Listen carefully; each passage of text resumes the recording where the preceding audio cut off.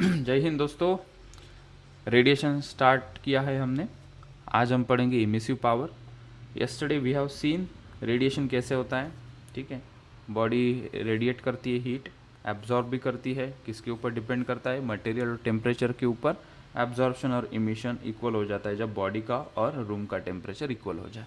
Radiation is an electromagnetic waves जो किसी medium के ऊपर डिपेंड नहीं करता। It does not require any medium. सबसे fastest mode of heat transfer होता है। ठीक है, ये यहाँ पे हमने बात की थी। Now we are looking into the what is mean by emissive power. एक बॉडी हमने ली है यहाँ पे 40 डिग्री सेल्सियस पे, कोई भी टेम्परेचर हो सकता है, जस्ट फॉर एन एग्जाम्पल। मान लिया हमने सराउंडिंग का टेम्परेचर है 32 degree Celsius. So what will happen?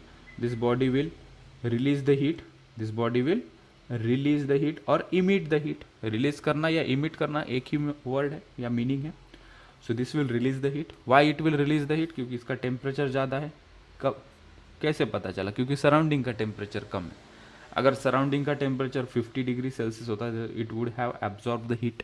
ठीक है, तो अभी ये रिलीज कर रहा है हीट। सो हमने कहा व्हाट इज इमिसिव पावर ना? It is a quantity of radiant energy emitted by the body per unit time per unit surface area of the body at that temperature is called as emissive power of the body।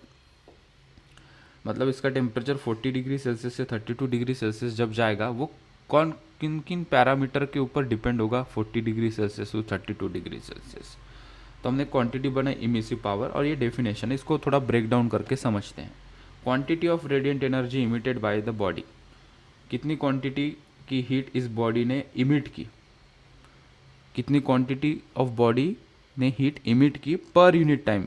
ठीक है, with respect to time कितनी heat emit की, मतलब एक second में कितनी emit की। और बस टाइम ही नहीं, पर यूनिट सरफेस एरिया, मतलब एक गिवन एरिया, इतने गिवन एरिया में से एक गिवन टाइम में इसने कितनी हीट इमिट की, इसको हमने इमिसिव पावर किया। So what is emissive power? Energy का छोड़ना per unit time and per unit area. एक सरफेस से कितने टाइम में कितनी हीट निकलती है। तो कितने पैरामीटर्स हमने एक दूसरे को जोड़ दिए? टाइम, उसके बाद एरिया और एनर्जी, और इनको मिला के क्या बनी? Emissive power. तो फॉर्मूला बना देते हैं, डेफिनेशन मिल गई हमारे पास, अभी फॉर्मूला हम यहाँ पे बना देते हैं। इमिसिव पावर ई से दिखाते हैं। सो इमिसिव पावर कैपिटल ई से डिनोट करते हैं। इमिसिव पावर ई हम लिखते हैं हीट रिलीज, हीट इमिटेड या release by body at given temperature divided by per unit time per unit area था ना। देखो, per unit time per unit area, energy emitted numerator में आ गया, per unit time per unit area मतलब time और area denominator में आएगा। अभी एक्सपोज्ड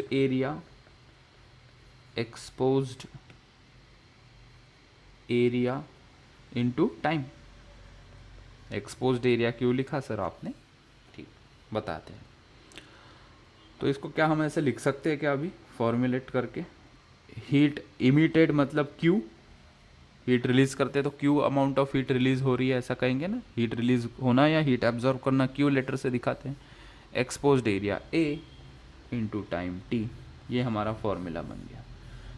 अभी एक्सपोज्ड एरिया क्यू लिखा है उसकी बात कर लेते हैं। ठीक है, पहले फॉर्मूला बन गया हमारा emissive power E is equals to Q upon A T, फिर इसका यूनिट, इसका डायमेंशन और ये किसके ऊपर डिपेंड करता है वो सभी चीज़ें हम यहाँ पे मेंशन कर लेंगे। ठीक है, मेरे पास एक हॉलो स्फीयर है। टू अंडरस्टैंड एक्सपोज्ड एरिया का मतलब क्या है? Surface area. ठीक है, अंदर का एरिया नहीं लेंगे हम, इसके सरफेस एरिया की बात करेंगे कि कितना एरिया सराउंडिंग के कांटेक्ट में है। ठीक है, जितना एरिया सराउंडिंग के कांटेक्ट में उतना एरिया हमें लेना है, that is the called as surface area. अभी ये जो नीचे जिसके ऊपर ये रखा हुआ है that is not in contact with the surrounding, तो वो एरिया हम कंसिडर नहीं करेंगे। ठीक है, that is the meaning of exposed area. कितना एरिया कांटेक्ट में है एयर के, या एयर के सामने है एरिया जो वहाँ से रेडिएशन निकल सकती है। एक एग्जांपल हम यहाँ पे लेते हैं to make sure we are getting this concept. थोड़ा छोटा कर दिया एक एग्जांपल हम यहाँ बनाते हैं, एक example, let's take one example, ठीक है, very simple example. Hollow sphere है, ठीक है, this is a hollow sphere जिसकी इनसाइड रेडियस गिवन है R1 और जिसकी आउटसाइड रेडियस R2 गिवन है, ठीक है। अभी ये जो हॉलो स्पीयर है उसका टेम्परेचर जो है ना 2000 डिग्री सेल्सियस है, 2000 डिग्री सेल्सियस का इसका टेम्परेचर है। This is a hollow sphere, hollow sphere, ठीक है। अभी ये जो हीट इमिट करेगा, ये जो हीट इमिट करेगा, हम तो फॉर्मूला लगा देंगे हीट इमिसिव पावर का, heat emitted divided by exposed area into time, ठीक है। तो यहाँ पे जो एक्सपोज्ड एरिया है वो एरिया क्या लोगे, तो हमने चार ऑप्शंस यहाँ पे रखे कि जो एक्सपोज्ड एरिया है वो हम यहाँ पे क्या लेंगे। पहला ऑप्शन में लिखता हूँ यहाँ पे, ऑप्शन ए सरफेस एरिया क्या होता है इसका 4πr², सो मैंने लिखा 4πr1²। Option B 4πr2²। Option C 4πr2² minus R1²। इसको बाद में समझना चाहिए क्यों लिख रहे थे। What will be the exposed area, ये क्वेश्चन है, what will be the exposed area. ये जो इमिसिव पावर के अंदर एक्सपोज्ड एरिया ए हम जब पुट करेंगे, क्या पुट करेंगे इन तीनों में से? Option B sir. Option B is correct, absolutely. हाँ सर, ऑप्शन क्योंकि बी सर। जो कांटेक्ट में है वो सरफेस एरिया लेना है। कौन कांटेक्ट में है? इसका outer surface. So make sure always will take the outer surface जो एक्सपोज्ड हो रहा है रेडिएशन के लिए। That's why we will take this area as a exposed area. तो हमने क्लियर कर लिया कि एक्सपोज्ड एरिया क्या होता है। न्यूमेरिकल में डील कर लेंगे और जो डिटेल इसकी चीज़ें होंगी, ठीक है। तो ये हमारा एक्सपोज्ड एरिया हो गया, ठीक है। आते हैं back to this formula, E is equals to Q upon AT. What is Q? Q is a heat release, A is area, T is time. तो इसका यूनिट और डायमेंशन हम बता सकते हैं ना अभी।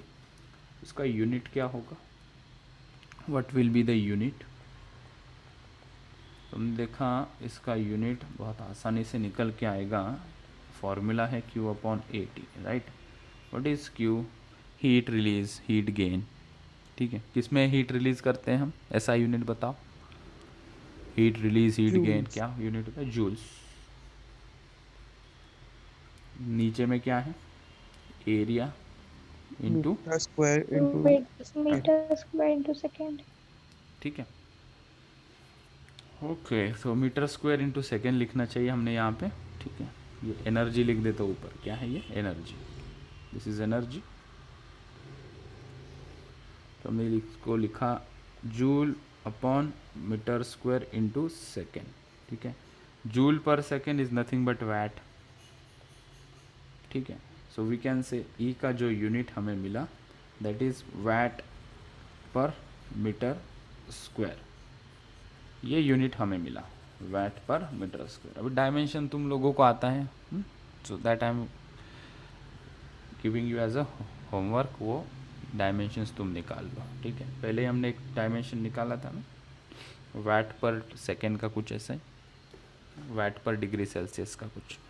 तो वैट का डायमेंशंस निकालना तुम लोगों को आता है, ठीक है। मुझे आंसर बताना कमेंट बॉक्स में लिख के कि इसका डायमेंशंस क्या है। हम थोड़ा गाड़ी को आगे धक्का देते हैं अभी। किसके ऊपर सर डिपेंड है इमिसिव पावर? यस, पूछो। सर आपने बताया कि जो एरिया एक्सपोज नहीं है उसका एरिया नहीं लेंगे, तो सर वहां से क्या कोई हीट एमिट होगी ही नहीं? नहीं, वहाँ से मतलब हीट वहां का क्यू जीरो कंडक्ट होगा हो रही है। क्या? देखो अभी ये अंदर R1 रेडियस से हीट यहाँ तक कैसे आ रही है? थ्रू कंडक्शन आ रही है ना। मटेरियल है पूरा भरा हुआ ये अंदर, ठीक है। हॉलो है ये, यहाँ से यहाँ तक ये, ठीक है। तो जो भी कांटेक्ट सरफेस है वहाँ से जो हीट फ्लो हो रही है वो that is coming out of as a conduction, ठीक है। तो वो जो मोड ऑफ हीट ट्रांसफ़र हो रहा है, जो इसके सरफेसेस गर्म हो रहे हैं, that is due to conduction. Radiation कहाँ हो रहा है? आउटर सरफेस से बाहर। कोई एक सर बॉडी वो है, अंदर भी तो हो सकता है। वो कंडक्शन हो रहा है ना बेटा, सर नहीं, मॉलिक्यूल मतलब से अंदर मटेरियल है। सेंटर की तरह। नहीं, रेडिएशन हमें बाहर की तरफ का देखना है ना, अंदर की तरफ का क्यों देखेंगे हम? हॉलोस्फीयर के बाहर क्या हो रहा है, we are interested to that, to the exposed sir atmosphere. आपकी आवाज ब्रेक हो रही है। हमें बाहर की तरफ देखना है कि बाहर एटमॉस्फेयर के साथ जो इंटरेक्शन सर उसका हो रहा आपकी है। आवाज गई। Okay wait.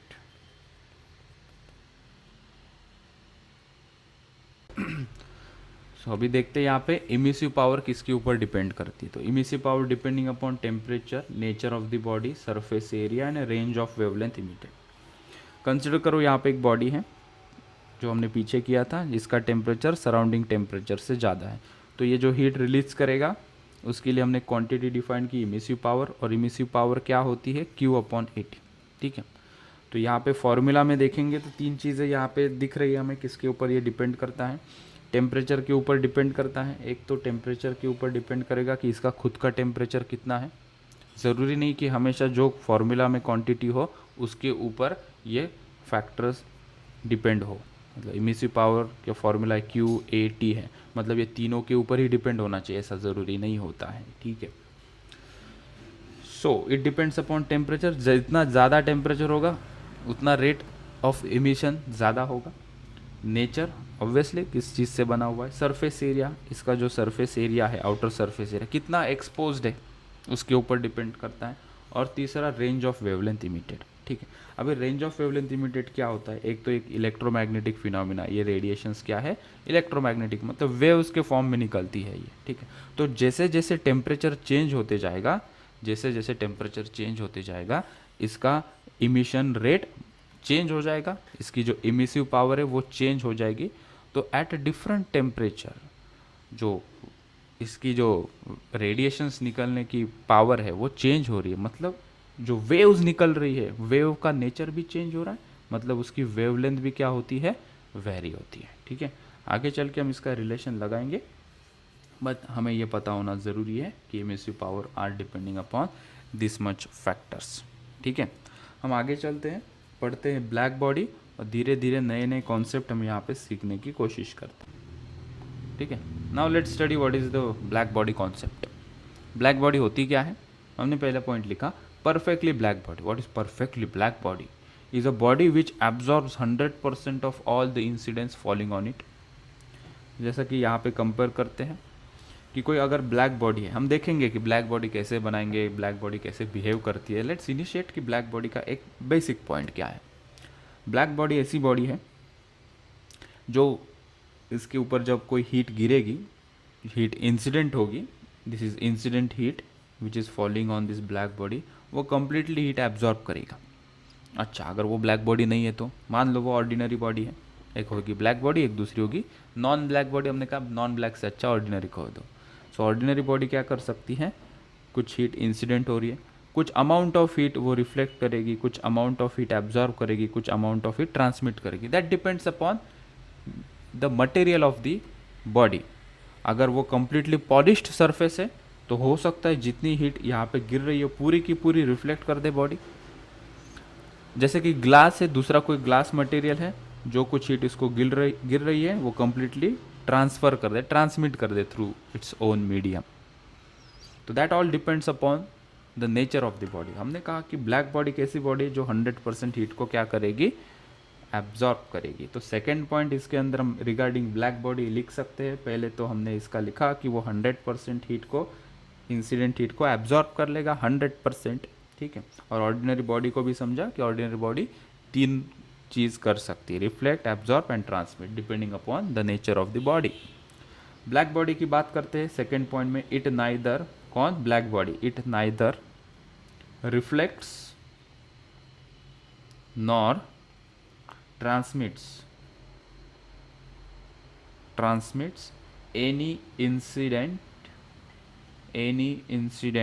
radiations।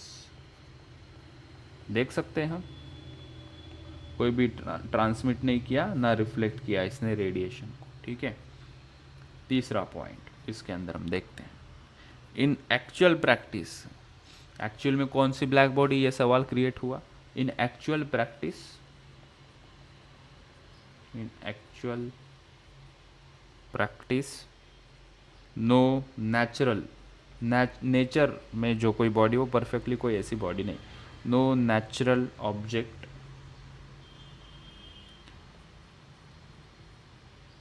possesses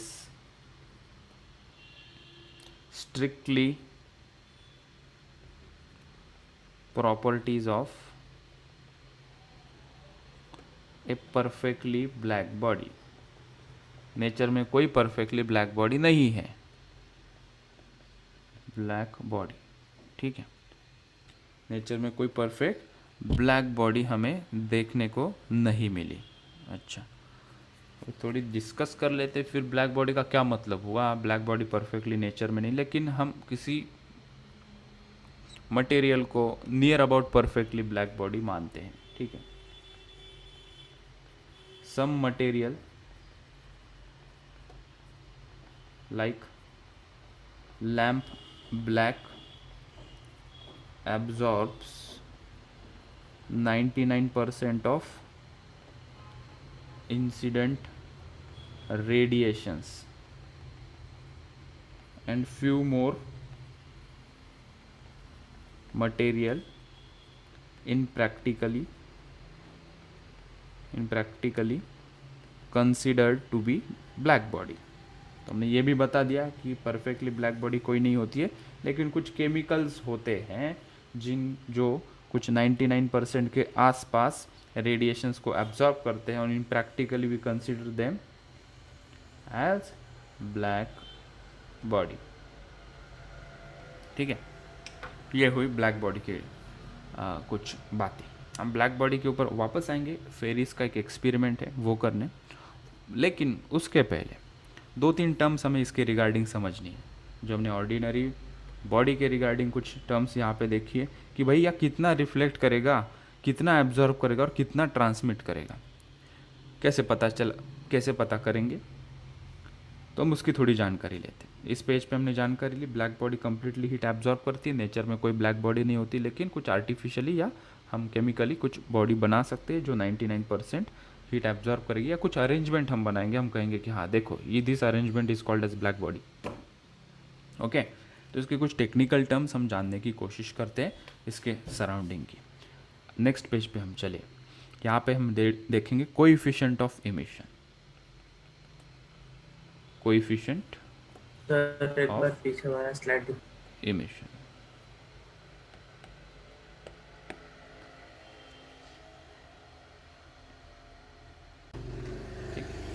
तो नेक्स्ट पढ़ेंगे हम अभी कोएफिशिएंट ऑफ इमिशन, जिसको इमिसिविटी नाम से भी बोला जाता है। ये सिंपल एक कोएफिशिएंट होता है, स्मॉल ई से उसे दिखाया जाता है। It is a coefficient, it is the ratio of emissive power of a given body. जिस बॉडी की इमिसिविटी देखनी है उसकी इमिसिव पावर देखो, और उसको कंपेयर करो emissive power of a black body divided by emissive power of a black body, ठीक है। इससे क्या पता चलता है, पहले तो समझते हैं कि यूनिट लेस है, ठीक है। It is the ratio of same quantity, इसकी वैल्यू 0 से 1 के बीच में होती है, ठीक है। क्वेश्चन से समझते हैं what is the emissivity of black body. इसको ऐसा इक्वल टू 1 भी हो सकता है, नहीं। What is the emissivity of a black body, 0.5 और 1।